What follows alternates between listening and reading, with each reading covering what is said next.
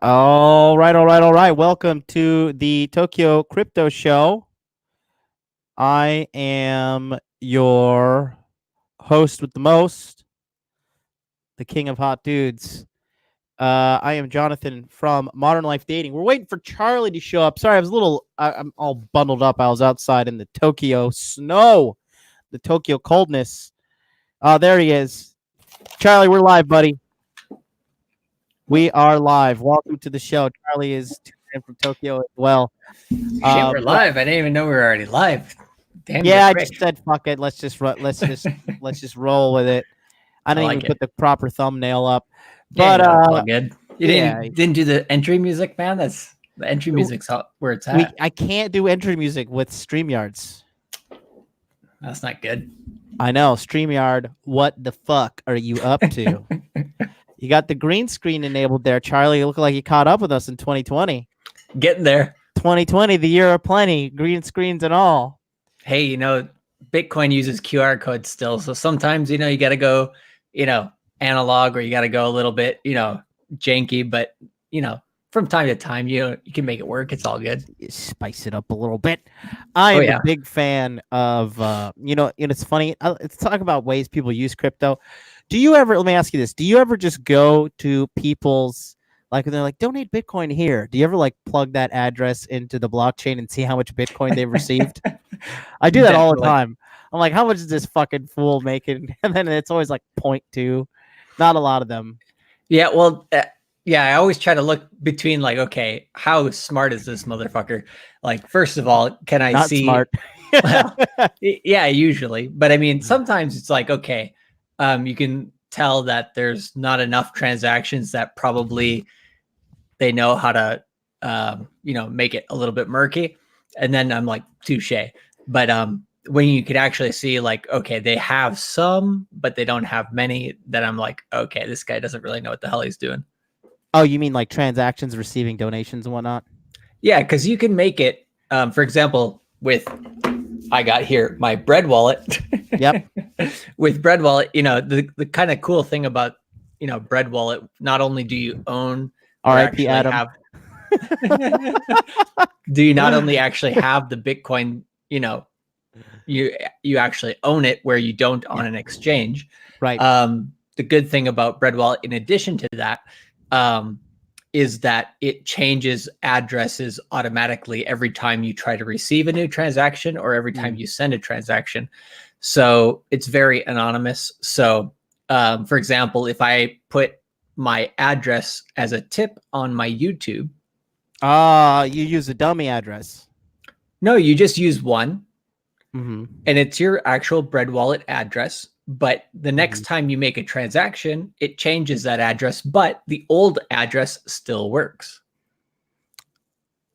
Oh, one more time. So I make a Bread Wallet address. I put it in the public and I say, send me money here. Some people send me money, but after the first transaction, after the first time somebody sends me money, the address changes.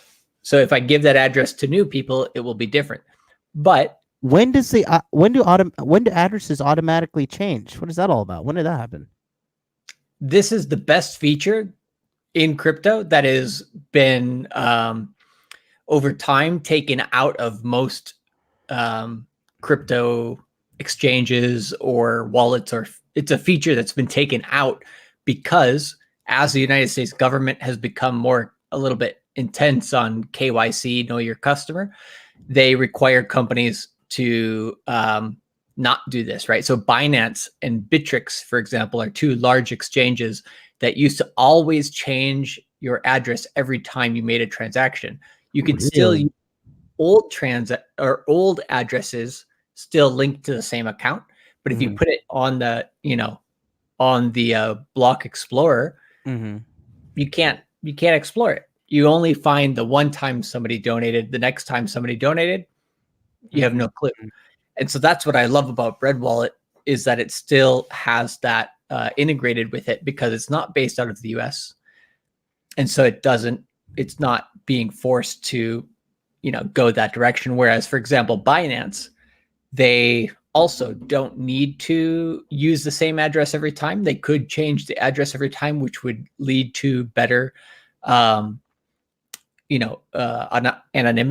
But Binance, you can tell from, I forget exactly what year, probably because they started in 2017, then probably mid 2018, they started to phase out those types of features, which were good for the grassroots Bitcoin people, right?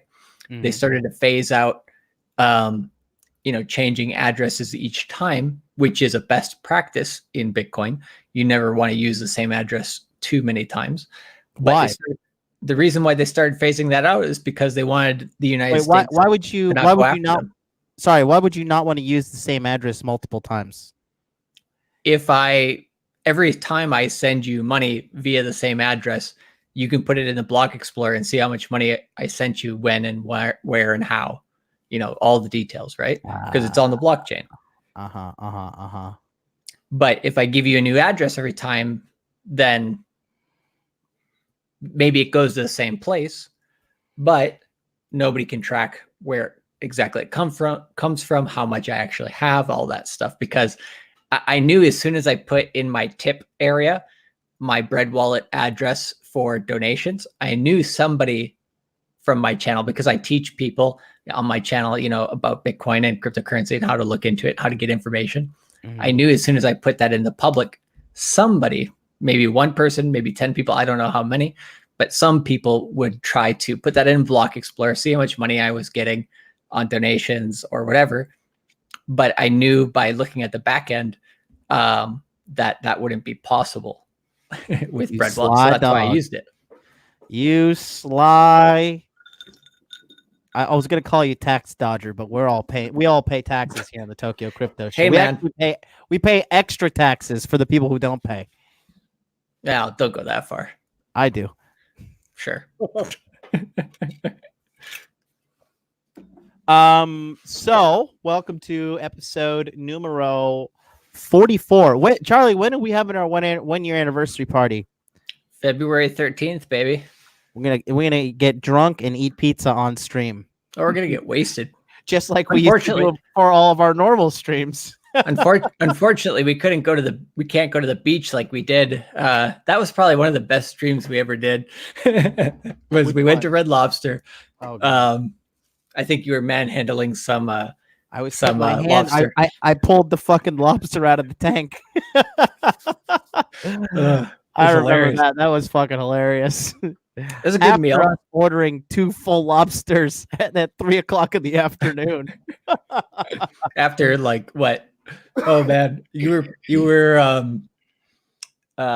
playing the Russian national anthem, the American national anthem, and the Japanese national anthem in front of all nationalities. We had each representative of that nationality at the beach there that day.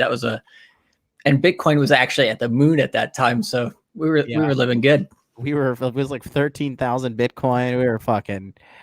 Oh man, what a time! I mean, what's really funny is like, okay, I'm always a big fan of people who like criticize Bitcoin and then to an extent like laugh at us or look down at us, and then I'm just like, well, I just do this. I whatever. I understand why rich people are not confrontational anymore. Like I'm kind of getting to that way.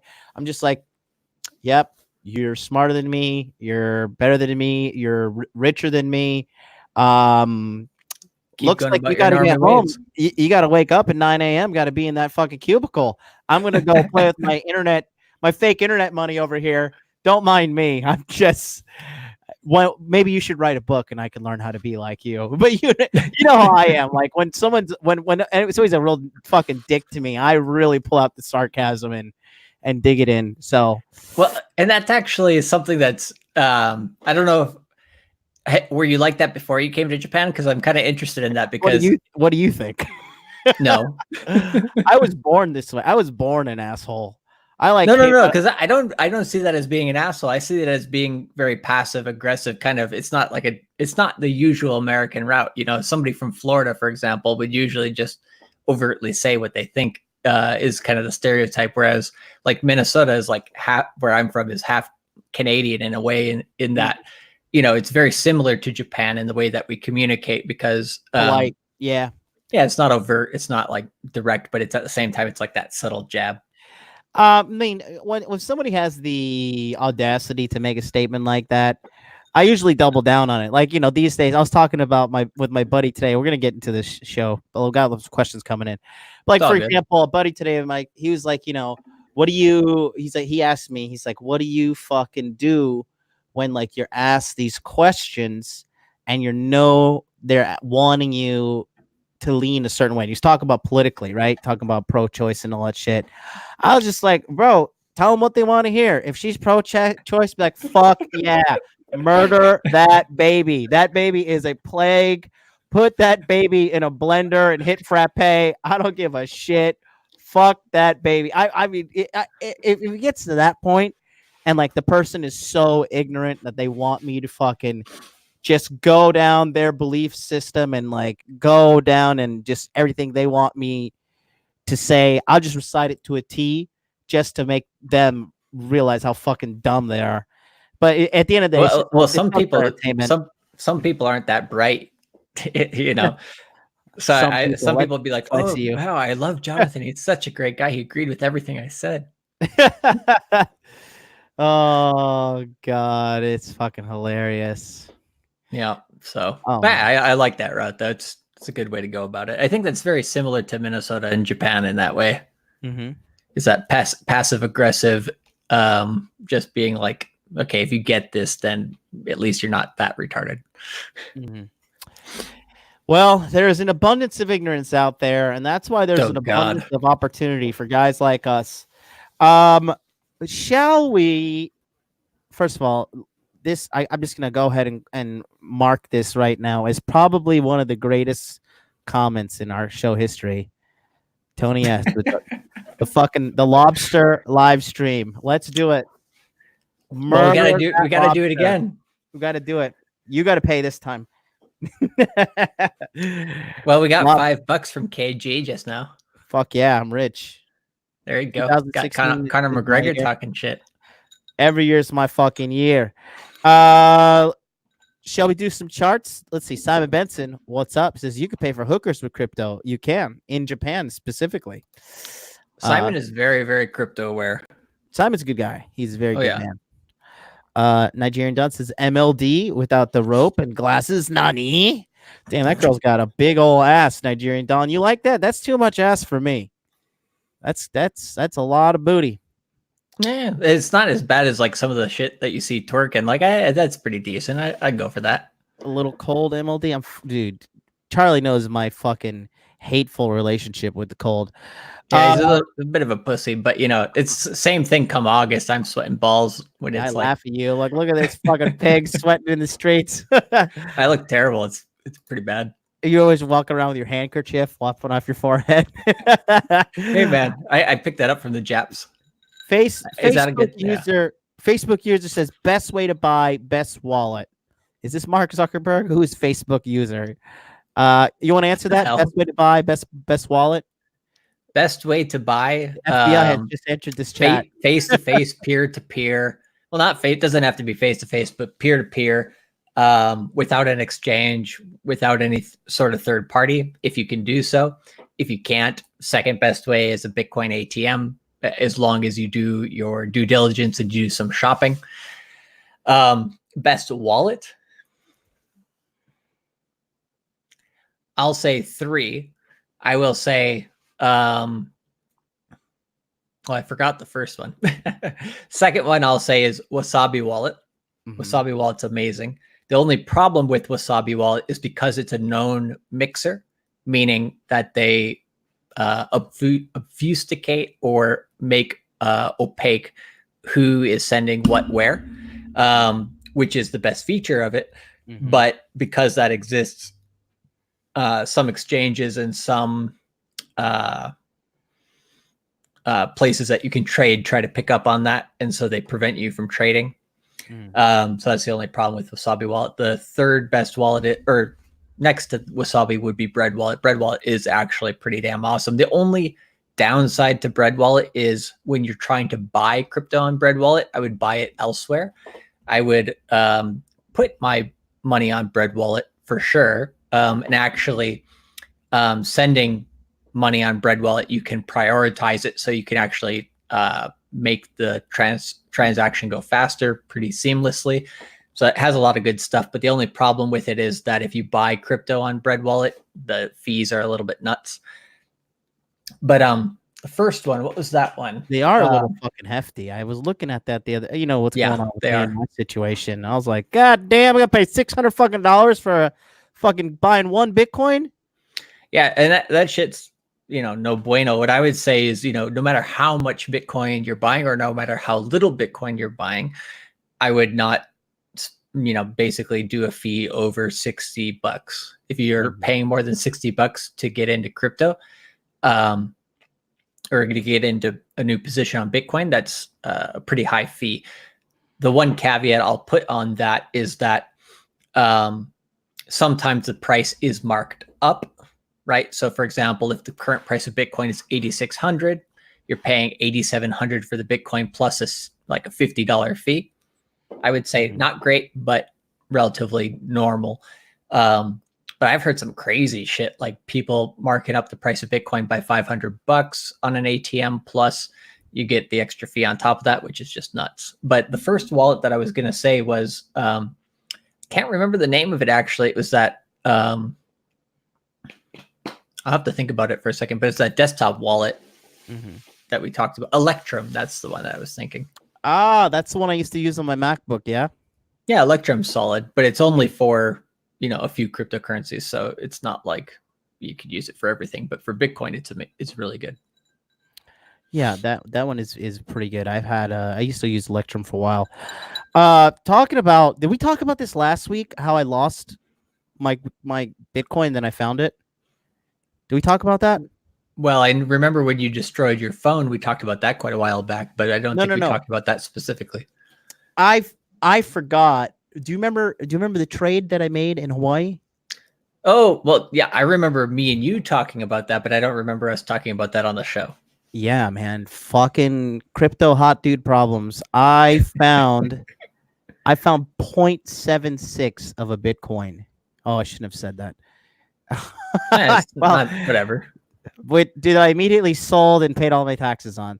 But I found well, here's the thing is if you don't, if you're just holding it, there's no taxable event until you sell it into a different asset. Yeah, I followed the laws. I did everything legally. I know you did. But I was just so like, I felt like a crypto dummy, but at the same time, it was like Christmas because I remember I made a couple trades on that one, and ended up turning that 0.76 was actually started off as a 0.125. So over a course of about a year and a half, almost 2 years, a year and a half, I turned 0.125 of Bitcoin between Binance Coin and Bitcoin and some cash. I was able to turn 0.125 into 0.76. Not bad. Not bad, I would say. No, to be honest, the way that you look at any sort of trading, you're doing swing trading in that case, which is a longer time frame. But any type of trading, first of all, if the price of the coin went down significantly during that period of time, like a small loss would actually be a win. So in this case, a pretty good win is actually, a great win. Most people think of, oh, I only made a little bit of money, but actually most people don't know how hard it is to actually do that. A lot of people can't. Oh yeah. Anyways, go ahead. No, that's all I got to say. I fucking found me some crypto dollars. It was a good time. It's like finding that extra change under your couch. Dude, dude, I'm excited, man. Especially after our little coaching session that you did on the webinar for the guys over in the Masculine Empowerment Network. I mean, that was fun. With what we got coming our way, shit, I'm gonna be rich.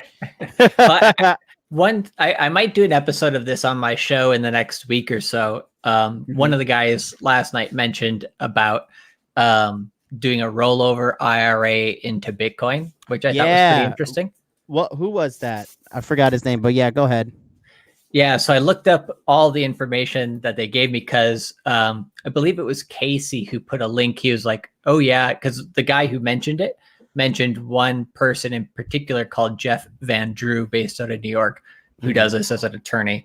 And then I think it was Casey who put a couple links in there. He's like, yeah, there's a bunch of people who do this as well. And I'd personally never heard of it. But I just looked into it a bit. And I might do an episode, like I said, a little bit, later in the week or next week. But I think it is useful information, is that a lot of those kind of rollover IRAs, they're expensive, really expensive. The fees are pretty high. And then on top of that, you're not actually controlling your Bitcoin for the most part. So it's mainly like an IOU. So it could be a little bit dicey, but it's convenient for tax purposes. Let's jump straight into the chart for this evening. You drinking sake over there? I am drinking shochu. I knew you weren't drinking water. It's in my N-World cup. I got this thing from Okinawa from doing the company trip. Hold it up there through the green screen, kind of. It was kind of opaque because it's kind of a little bit green, tinted green and blue from the tinted glass. Anyway, here we go. Karsten Moot says, "Yo, Charlie, I tried to sign up for your free course and newsletter, but something didn't work on your website. We'll also send you a mail about it." All right, Karsten, I'll get back to you on that. Sweet. Sort it out. Whenever you're ready, buddy, let me know. I am ready as usual, but I just have to press the right buttons here. Hold on. When our mom was little, I don't know if it was my mom, but his American thing, she'd be like, "Ready, spaghetti? Let's go." I think that was you, but just you, but it's all good. Hey, I had a warm childhood in some areas. Yeah, it's good shit. Ready, spaghetti. Let me pull what we got here. Yeah, let's see. I already got the daily thumbs down from somebody, so that's always good. All right, there we go. Can you see my chart? Let me see. I'm just gonna full screen it. We can see everything, all your tabs, including. Yeah, the tabs are fine because that's information I'm probably gonna show later. Close Grinder. Go ahead. Well, keep it in the open. It's easier that way. Easier to source. Anyways, so what do you want to know? Price goes up or go down? When moon. Well, let's just do it. Let's just do a little, a little review here. So what I would say, for people who have been paying attention, but maybe not super close attention, is that in December of 2018, we had a low of about $3,100.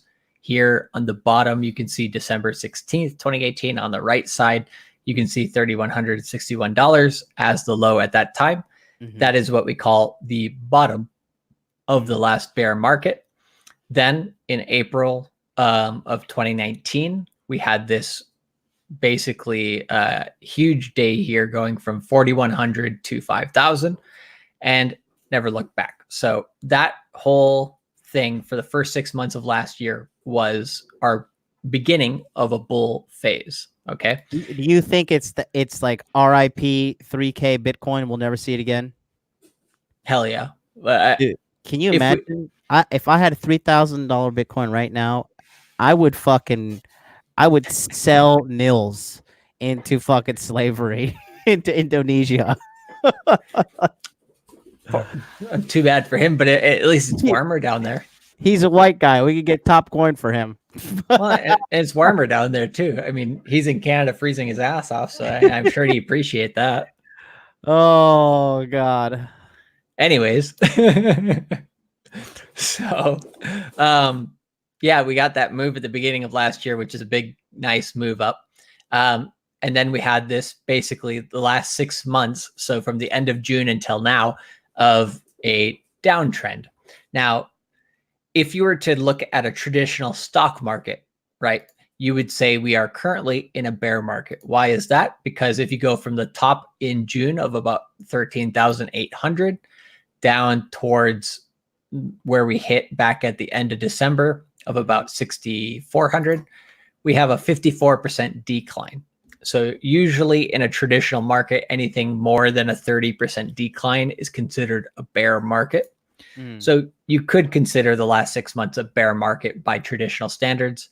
By Bitcoin standards, it's pretty normal. And also, if you take a look here, right, in 2019, the low to high was a 346% increase.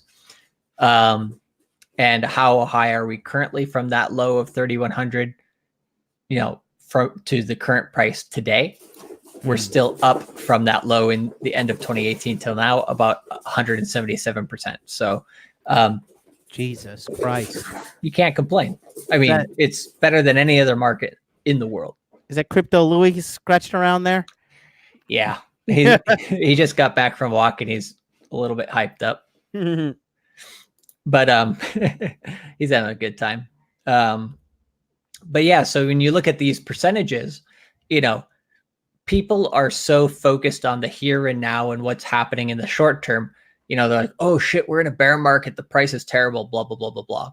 Whereas if you take a look out, just over the course of the last year and a half, it's great, And then if you, of course, take a look further and, you look at the past price history of Bitcoin, basically anything above $3,100 of that last low is like amazing, right? Most people didn't think Bitcoin would ever get to this valuation.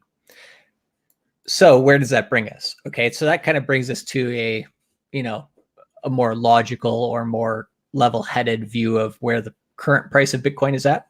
The thing to look for is so I asked you, what do you want to know? You said when moon, and I said up or down, because those are the two questions, the most sophisticated questions that I think people on crypto Twitter and, in our chats and whatever, always ask. They always say, are we going up, down, or are we going to the moon?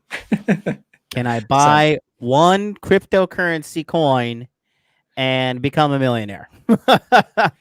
You could, but it might take a while.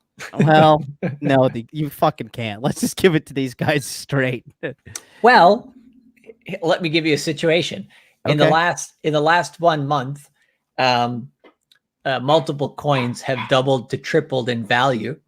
Dash, Ethereum Classic being two examples that have tripled within the last 1 month. So technically, if you put $300,000 into Dash or Ethereum Classic within the early part of January, you would have become a millionaire. But nobody's going to do that, right? So it's possible, but first of all, who's going to put $300,000 into crypto to become a millionaire within a month? And then second, it's just most of this stuff, all these opportunities that there are in crypto usually fly by pretty fast. And most traders or most people only take advantage of a certain amount of them, not that many. And most people don't put $300,000 towards it. Most people only put a few $100 or a few $1,000 towards this type of investment. Anyways, so we're in this downtrend, right? So this purple wave here, we got this purple wave 1, this wave 2. Oops, let me undo that. So we got this wave 2 down here. And then we have the wave 3, which is, oh man, anybody who's familiar with Elliott wave, wave 3 is like going to the 4th of July. It's just the best of all of the Elliott waves. It's just the most impulsive wave towards the trend. And in this case, the trend is up. So can't wait for the second half of 2020. That wave 3 is going to get pretty interesting. But where are we going here in the short term? So if you want to ask the question, the simple question of up, down, I will say down. But here's how most people's minds work when it comes to price. So the current price of Bitcoin, you can see here on the right side, is $8,634. So I'm saying overall, over the next 2 weeks, maybe 3 weeks, you'll see the price go down, right? But if I say price goes down and then tomorrow it goes up to 8,900, people say you're wrong, right? That's the recency bias. But actually, we have some fluctuation space. So I think Bitcoin has a chance to kind of retest this 200 period moving average, this orange line that comes around here, at about 8,950 or so. We could test that trend line again, get rejected, and then drop down. But what I'm looking for mainly is this 60-day Lucas cycle, or the 60-day Bitcoin cycle. We had the beginning of this cycle on December 18th. We had the high of this cycle on January 19th. So 31, 32 days later. And that's a positive bullish sign, meaning that the next low actually potentially could be higher than the last one. So the last low was about $6,400. So this next, because we've moved up pretty decently in price here in the last 30 days. Inexplainably so, right? In what way? Well, nobody knows why we fucking just jumped up like that. So I did a show on Tuesday of why technical information, looking at the data on the charts, is more important than the fundamentals. And the main thing that, I guess, the main kernel of information to take out of that is you don't need to know why. Actually, knowing why is not important at all when you're doing technical analysis or when you are doing trading, which goes against the grain of most people's intuition. But the charts don't lie. They give you all the information you need. The volume here on the bottom will also give you the information you need on who's buying, who's selling, how much, when, and where. So the only thing, you need to be, the only thing you need to know to be successful in trading is the information that you get on the charts. And if you know enough about this, then you can start to guesstimate where it's going to go in the near future based on, the current price action. So yeah, I agree with you. The last 30 days has been a bit of a surprise. I did call the 18th as being our last cycle low and that we're going to go up from there. How much? I thought we'd probably get stopped at about 88,000, 8,100. 18th of January, you called that? 18th to 20th, those 3 days. Yes. In my group and on my YouTube channel. Wow. And good call. So yeah, and this is just, sticking to a system. So part of my system is the 60-day Bitcoin Lucas cycles, because Bob Lucas, who made the Lucas cycles, is very smart and noticed that every 60 days Bitcoin has a new cycle. So it's basically a fact. So it's not that difficult to chart. So why not include it? Because most people don't think about time. Most people only think about price. So time-wise, we had this cycle low on the 18th. The next cycle low should then theoretically be roughly 60 days, which would be February 18th or so. But it can be added or subtracted by about 10 or 20 days, right? So we could have an early cycle low in, like around Valentine's Day, or a late cycle low around, early parts of March. And I'm thinking that this next cycle low potentially could stay above the last one, or maybe just go slightly below. So stays above 6,000, in other words.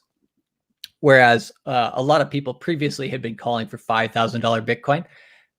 I'm thinking that's going to be more and more difficult to come by here in the next couple of months. But anyways, I do think we're going to go down here into the end of February, early March. How much? I would say minimum 7,300, maximum about 6,000. 6,000 flat? Yeah, if we go below 6,000, I'd be pretty surprised at this point. I wouldn't. We are not hitting 6,000. I'm not saying that. Well, you were saying my back hot when we were dude at chart 10,000, we're not going to hit 8,000. My hot dude charts say elsewise. 6,000 flat. I will hunt down somebody in our society and sell them into slavery. I'm Do coming it. for you, extra guac. You look like you won't put up a fight. No, he has his own business, man. He doesn't need your extra I'll I don't know sell him. cash on the side. No. I'll sell him against his will. I get what you're going for. I'm gonna catch him and sell him to a brothel in Venezuela. Nobody at the Moon Gang. Just go for somebody else. All right, George Bruno, I'm coming for you. There you go.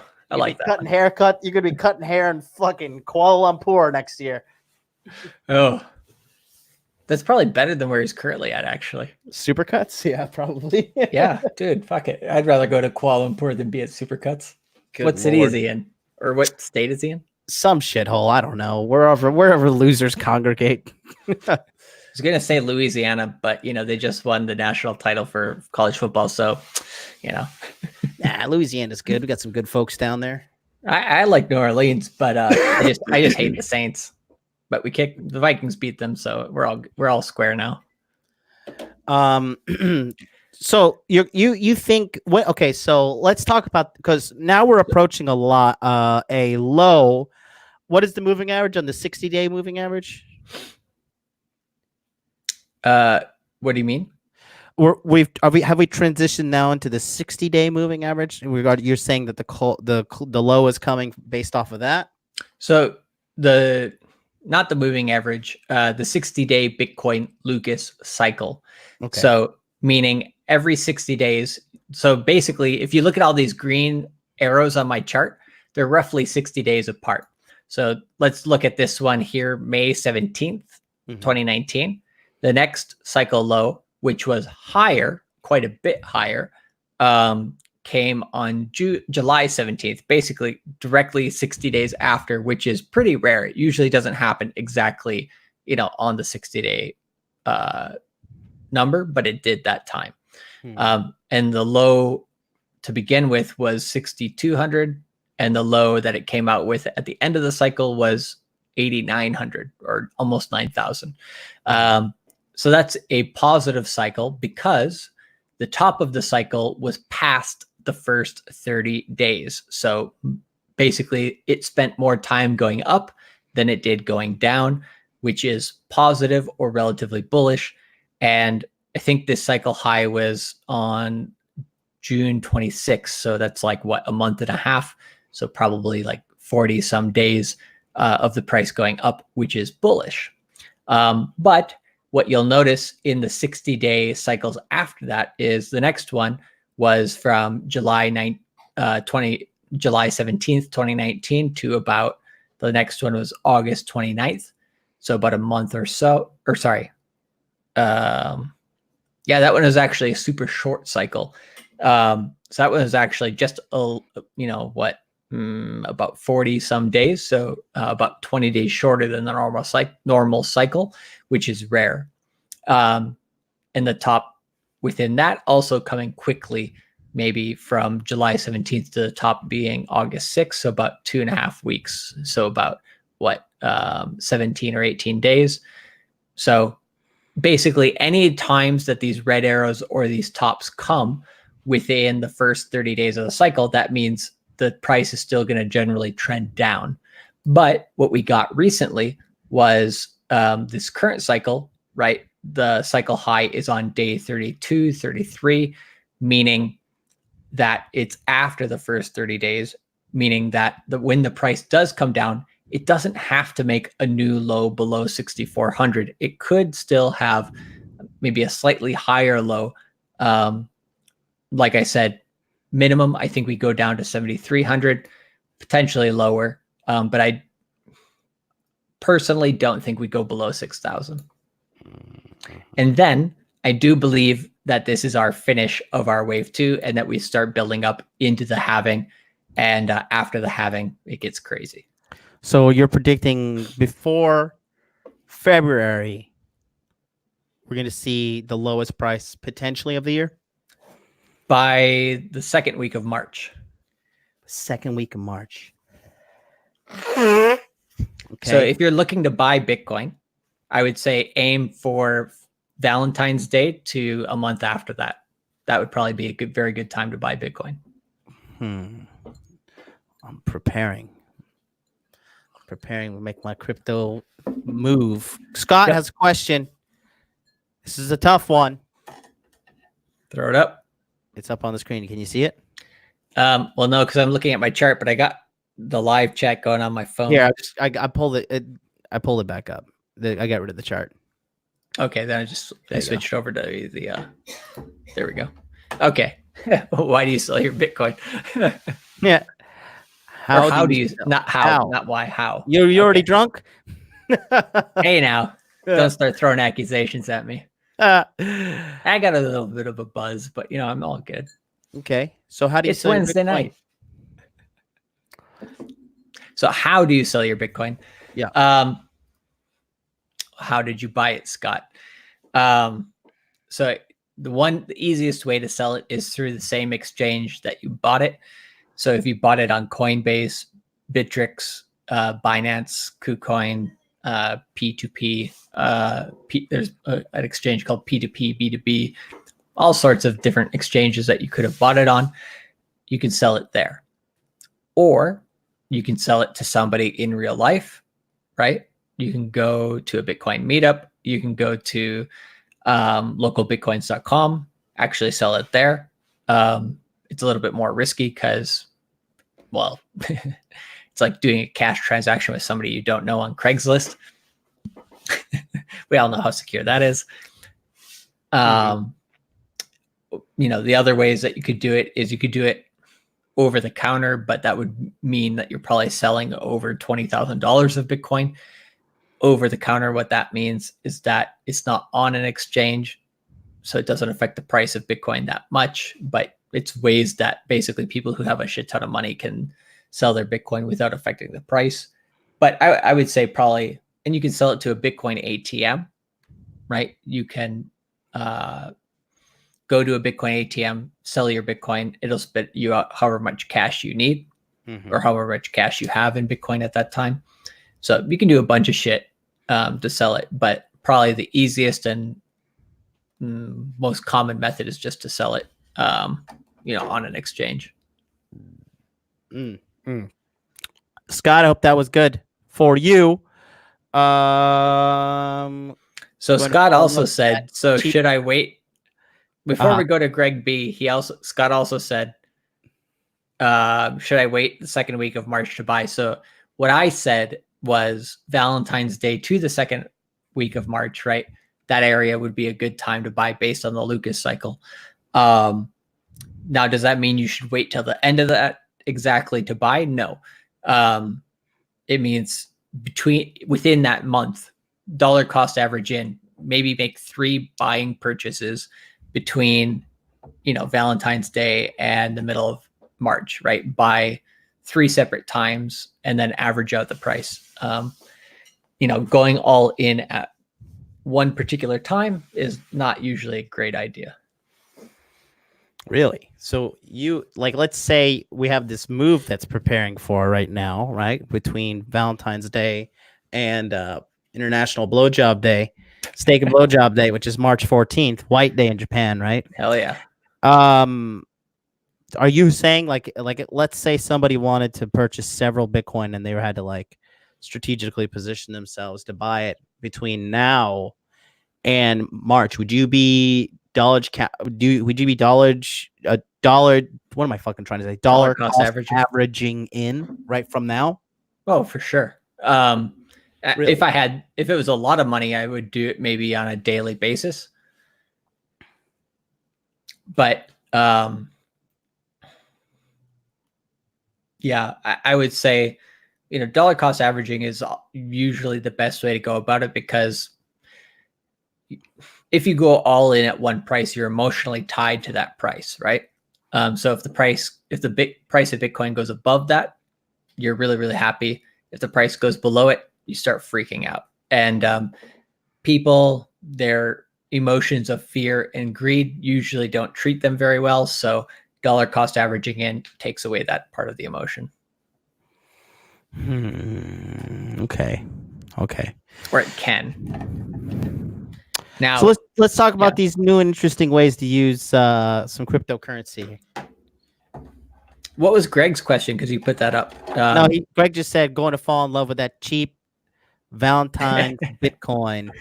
Extra Awesome. Glock says going to trade my BTC to MLD for some mummified Japanese hose. Listen, you send me BTC, I will send you the finest that Tokyo has to offer, mummified by yours truly. Can you trade on TD Ameritrade account? I don't think so. Not crypto. TD Ameritrade recently has been trying to get into Bitcoin, so I'm not sure if you can or not yet, technically, but I think they're trying to. Ooh, Kevin G says, I could buy 3 Bitcoins. Would you say do this? Charlie, I'll put that financial responsibility on you. This is not financial advice, but in the middle of February, I'd say, hell yeah, go for it. Anything below $8,000, definitely. Well, I mean, it's going to be 2 years later. Like this time next year, when Bitcoin's floating around 15K, 20K, people are like, should I buy Bitcoin? I've been watching you since 2019, but I really feel like this is the time. It's all good. We're all the Lord's people. Yes, yeah. Asshole, buy the goddamn cryptocurrency, for fuck's sake. Not you, Kevin, just the theoretical asshole out there. Julian says, is there a limit of BTC you can buy at an ATM? Don't they limit? Yes. Don't some limit to like 2, right? So they'll limit it. They'll either limit you in your native currency, maybe probably in that case being dollars, or in the amount of Bitcoin. Usually, like an exchange will limit you in Bitcoin, and an ATM will limit you in dollars. So I would say they'll probably limit you between $2,000 to $5,000 as usual as a limit. Maybe they might let you go up to 10,000 if you're lucky. Okay. But just as kind of a aside to that is, when we started getting into Bitcoin heavily, right, we also had limits on how much we could buy and when and all that stuff. And that actually helped me to dollar cost average in when I didn't know what I was doing, because I could only, like, for this particular week, only put in, every few days, right? So I ended up dollar cost averaging in on accident when I first got into Bitcoin, because the exchange had the limits, or the the way that I was getting in had limits. So it's not a bad thing. Okay. So let's talk about this. Today's show was your idea. I want to talk about these new and interesting ways you found to use cryptocurrency. Let's talk about those. All right. So let's do 3 memes of the day first, because I just want to do some memes. Okay. Because I like memes. Hold on. Extra Glock says Liberty X ATM in Philadelphia limits you to 1,400 USD per week. Yikes. What the fuck? That is Jesus Christ. They got the Liberty Bell too. This is Francisco from the webinars. The 5-year chart shows a downtrend on it with some head and shoulder pattern. What do you see on the fundamentals for an uptrend? So I wouldn't look at the fundamentals for an uptrend except for the halving. The halving would be the only part of the fundamentals that I would say would be definitely going for an uptrend. In terms of the last 5 years, so last 5 years would be to 2015. I have no idea how this guy is saying we are in a downtrend since 2015, because the low in January of 2015 was $150. We're at currently $8,600, and Bitcoin had got up to $20,000 within that 5-year period. So there's in no way, shape, or form that we're in a current downtrend in that 5-year period. It just doesn't make any sense. So that's what I would say. Okay. But let's show these memes. So let me press the screen share, I guess. Good. I'll add it to the screen. Gotcha. You see it? Hoodar. Why is my shit? My computer is fucking up. Dude. Why you pay all this money for a badass computer? There we go. All right. All right. So I'm just going to go through these quickly because, explaining a joke doesn't make it any fun. So here on Reddit, we got these guys here laying over a field of battle. They've conquered all, apparently. And they say, how do we know if they're actually dead or just pretending? So just say this. Craig Wright is Satoshi Nakamoto. So if you get some giggles here, well, you got to kill a few more. I like it. Fucking hilarious. And the next one, this is for all of you guys who are getting into crypto now, either, the guys in the webinars who we talked to yesterday, or anybody else. So here's some words to live by. If only I had checked myself, from the guy who wrecked himself. So the caption here being, learn how Bitcoin works before you put your money in it. I would say that with an asterisk being, as you put money into it, learn how it works. There are some times when you can put money into Bitcoin without knowing all the details behind it, but don't go into it extremely ignorant. It's probably a good idea. And the last one here, this is not so much a meme as I think this is pretty badass. So somebody apparently received this $20 bill as change at the store. And here somebody printed on it, the revolution has begun, by Bitcoin. Oh, yeah. Do it. Let me hold a crypto dollar. This is the only one that I've seen that you can actually hold. Yeah, but looking good with I don't know, man, just this overall direction that we seem to be heading with crypto is looking, I don't know, it's looking good, man. I'm a big fan of being right, and I'm a bigger fan of saying I told you so. So I mean, if everything lines up with the crypto gods, we're gonna be fucking balling. No, things are gonna be going well. So the last 5 minutes, maybe let's just go through these few ways that are new for being able to use cryptocurrency, so that we get the main part of the subject. And I know sometimes we get into a good conversation and we don't hit the subject, and that's all good. We have never done that in the history of this show. Never. Okay, this is nothing but pure professionalism. Go ahead. Yeah, and don't watch these really gay ass videos on Cointelegraph. Usually the videos that pop up here are really terrible. Charlie, you trying to get me fucking demonetized? Do you kind of my channel banned here? Yes, fucking I'm hell. actively trying to. Are you to. drunk? No, this is my normal language that I use. Just I happen to be online at the moment. Oh my god! If I get flagged for hate speech, I have gay friends. We're all good. Yes, you're your favorite gay friend, as you mentioned earlier. Go ahead. Anyways, snowflake stuff aside, we have here, just looking at these titles of these next 3 articles, I think are pretty interesting. One of which here is, the Venezuelan team is working on Bitcoin mesh network based on offline radios. Now that title might mean absolutely nothing to most people, but one thing which is interesting is that you can send Bitcoin over radio waves. So it's one way that you could transact Bitcoin without the internet. And so in Venezuela, a country which is not doing very well financially, their dollar or their Venezuelan peso is absolutely shit, right? Inflation is just crazy over there. So they're trying to find ways that they can send money overseas, but also within the country.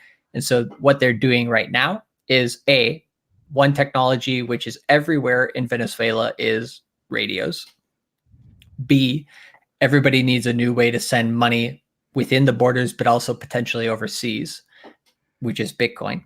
And so adding these 2 types of technologies together is what they're doing. So one new use for Bitcoin, which is very practical, is simply sending it over the radio to places either near or far, or, if you don't have access to internet, right? So I think most people would probably say, how the hell does this work?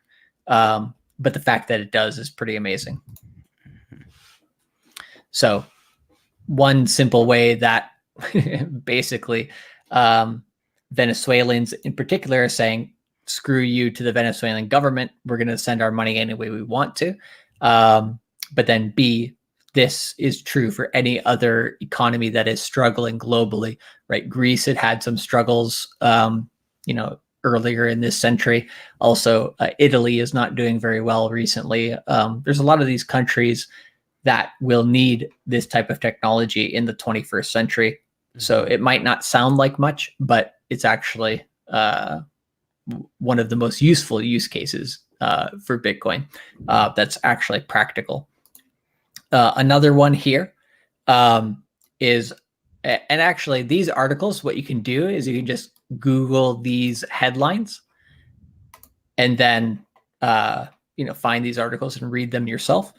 I'm just kind of stating them here for the useful purpose of the show. Mm-hmm. But here we have this article titled, "How Can Blockchain Improve Data Storage?" So the simple answer to that is, if this problem can be solved, meaning that data storage is decentralized. So for example, Donovan Sharp, right? He gets demonetized from YouTube. He gets taken off of YouTube. All his videos are banned.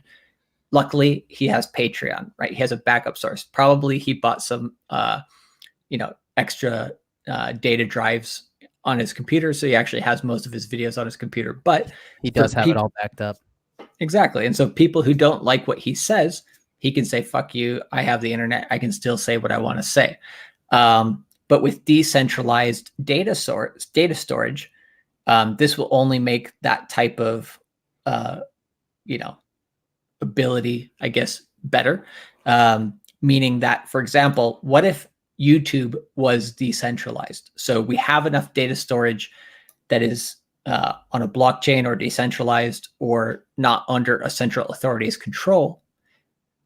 And, if you had YouTube actually how it's supposed to be, not how Google has changed it, I'm sure a lot more people would be happy to use it, right now, but it's essentially become a mega ad platform, right? So this idea of, if blockchain over the next 10 years can improve data storage, mm-hmm. YouTube will not exist in terms, or will not be as monolithic or as strong as it currently is in the next 10 years if this technology succeeds. So that's pretty badass. The last badass thing that I'll say about how things are changing with how you can use cryptocurrency and Bitcoin is here. An ex-central banker from Japan actually recently said that Libra, the Facebook coin, right, has actually spurred or made them take virtual digital currencies, central bank digital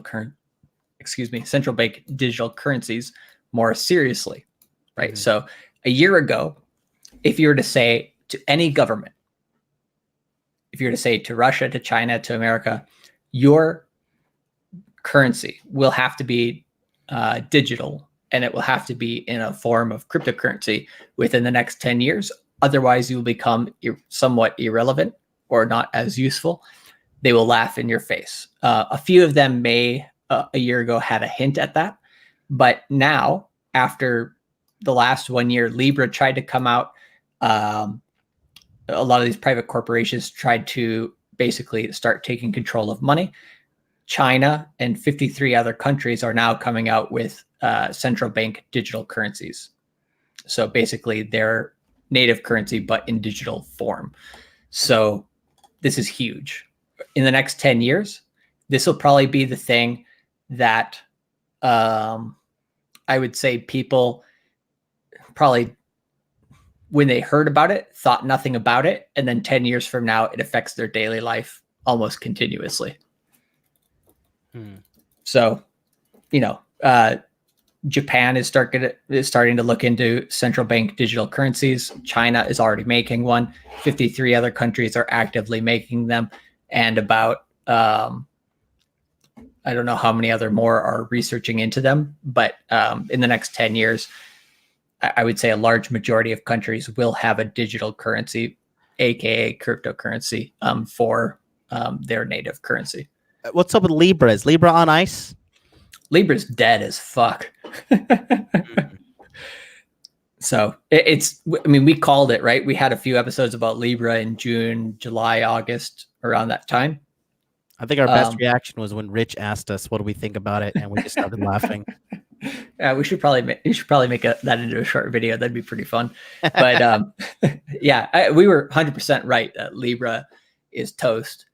But Libra's legacy is that it scared the shit out of enough governments to take cryptocurrency seriously.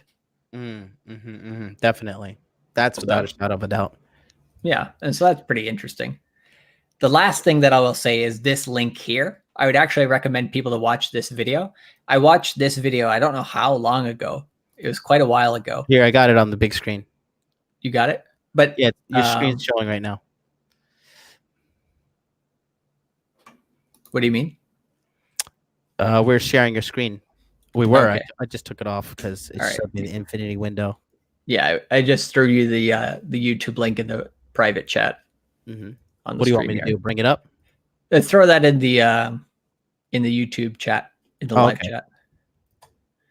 But the reason I can show it on the screen again here. All right, screen's up. Go ahead. So one thing I will say is that in the last 10 years, obviously the last decade that Bitcoin has been in existence, one university which has been taking this pretty damn serious for quite a long time is Stanford University, based in California, which I really respect. So I highly recommend this video here. Is actually done by the Stanford Graduate School of Business. And the title here is this lady named Susan Athley, and she is the economics and Bitcoin virtual currency, just generally talking about Bitcoin and digital currencies. But this was done in 2015. So long before most people were really considering it. 2013 was the first time that it went on most people's radars at all. 2017 was the time that it came onto a global scale. So Stanford has been looking at this a long time. But if you want to watch this video, it's about 20 or 30 minutes. And the interesting part of this video is that it goes through how is Bitcoin and cryptocurrency actually useful from that current time. So 5 years ago. Then if you take a look at just the 3 articles I showed earlier, and I'll stop sharing the screen here.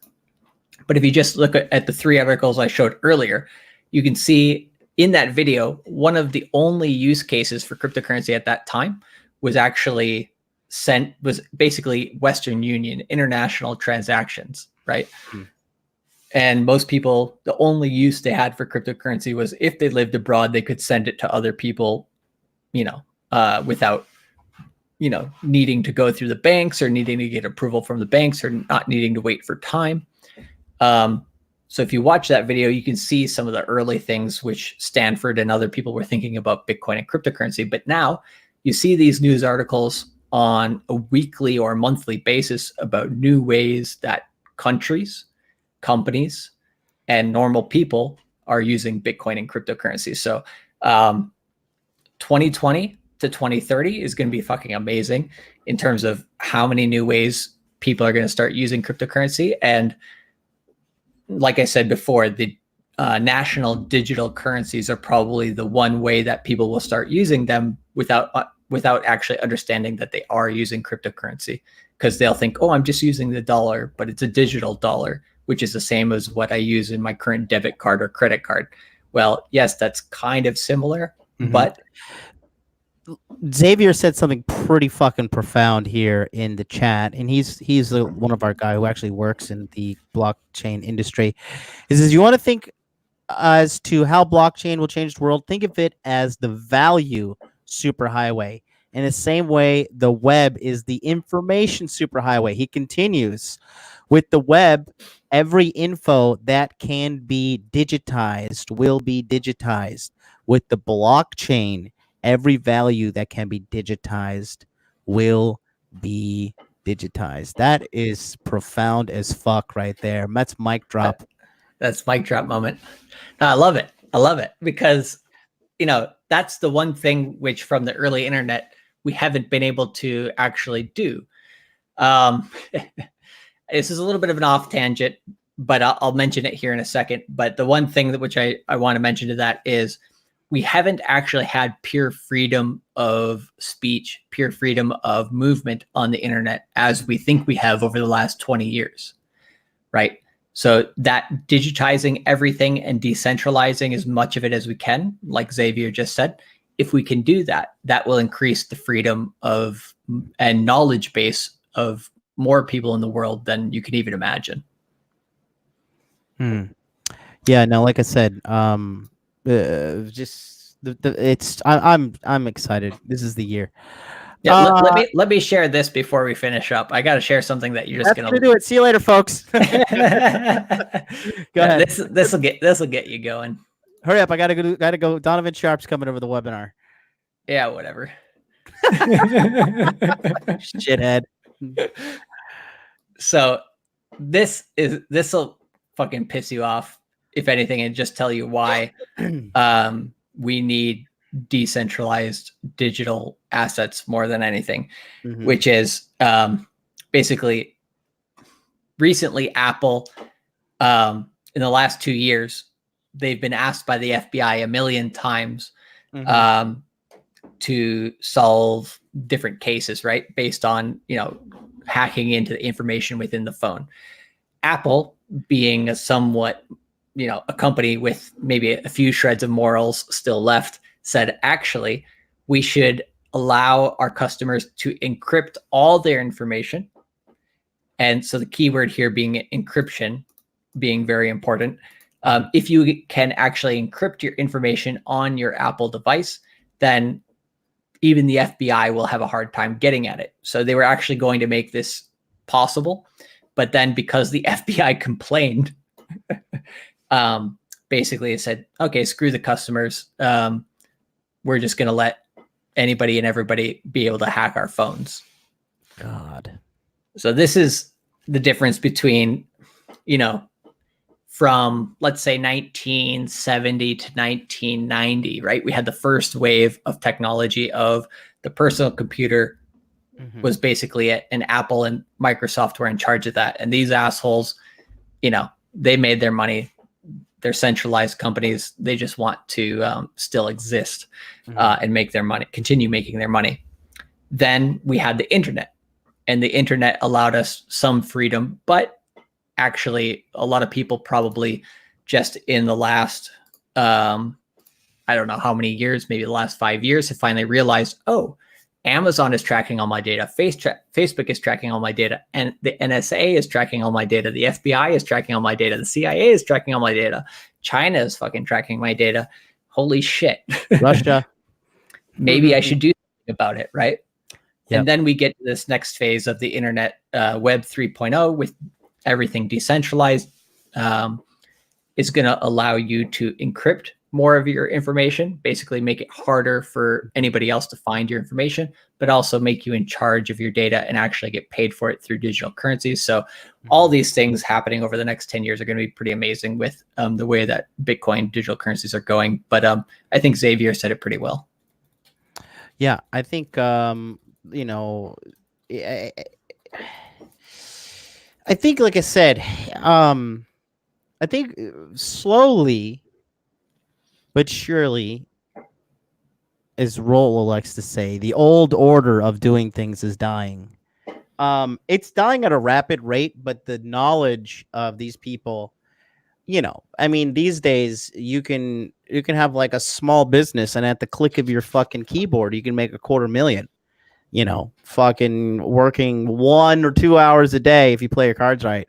Well, So I was watching the Joe Rogan show just the other day, and he was saying most people who are doing like relatively popular sitcoms, and he was doing that with news radio back in the day, are making less money than some of the most popular or some above average YouTubers. Really? Yeah.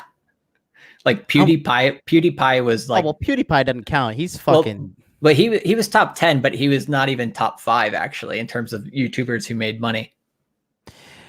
Yeah, you'd be surprised. Like I met a guy in Tokyo who has a YouTube channel with like 50,000 subscribers, and I was chatting with him. I was like, "So you like, you doing quarter mil? You doing 500,000 a year? What you doing?" He's like, "Man, I'm fucking broke." I was like, You ain't playing your cards right, bro. "Fuck, it sucks to be a normie like you, don't it, pal?" I relished in the fact to an extent. I was like, "Oh shit, somebody's a hot dude." That's gonna do it for us, guys. Go over check out Charlie at cultivatecrypto.com. We're gonna get ready for the webinars. We're power. We got 4 days left of these webinars. 8 more hours. Let's knock these out. Charlie, come on through if you want to. Until then, hell yeah, why not? we'll see you guys next time. Peace out.